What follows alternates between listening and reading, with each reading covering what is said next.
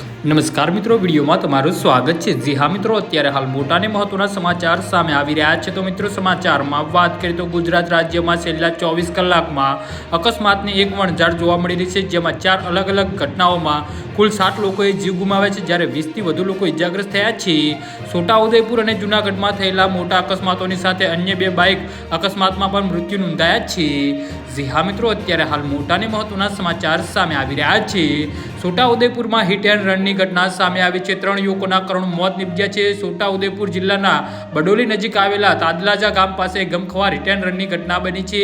વાસણા ગામના 3 યુવકો બારડોલી ખાતે એક લગ્ન પ્રસંગમાં જવા માટે બાઇક પર સવાર થઈને જઈ રહ્યા હતા, ત્યારે કોઈ અજાણ્યા વાહને તેમને ટક્કર મારી દીધી હતી।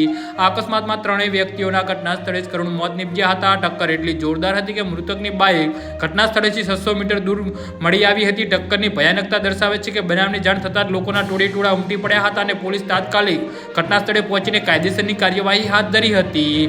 જૂનાગઢ ફોરવ્હીલ નદીમાં ખાબકતા 2 મિત્રોના મોત થયા છે। તો જૂનાગઢ જિલ્લાના મેદરડા તાલુકામાં પણ એક દુઃખદ અકસ્માત સર્જાયો હતો। મેદરડા પાસેના ગઢાળી ગામના મિત્રના લગ્નમાં આવેલા 5 યુવકોના કપડાં લેવા માટે ગઢાળીથી મેદરડા તરફ આવી રહ્યા હતા અને મેદરડા તાલુકાના અમરપુરા ચંદ્રાવાડી વચ્ચે રોડનો એક વળાંકમાં તેમની ફોરવ્હીલ પરથી કાબુ ગુમાવતા તે સીધી નદીમાં ખાબકી હતી। જી હા મિત્રો, તો આના વિશે તમારું શું કહેવું છે તો નીચે અમારી કમેન્ટ બોક્સમાં જરૂરથી જણાવજો અને અમારી યુટ્યુબ ચેનલને સબસ્ક્રાઈબ કરવાની ભૂલતા નહીં। ધન્યવાદ।